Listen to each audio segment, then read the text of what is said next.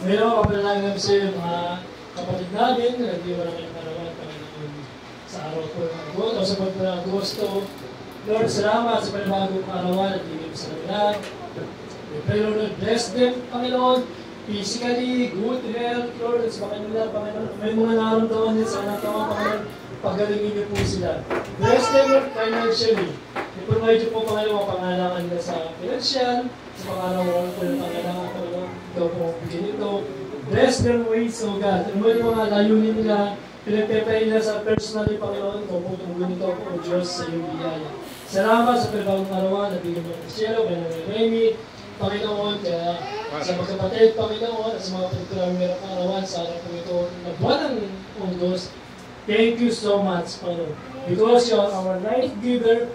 Bless them all, Panginoon. Maging sa nanay ni Sister Ivory na nandito niya, Panginoon.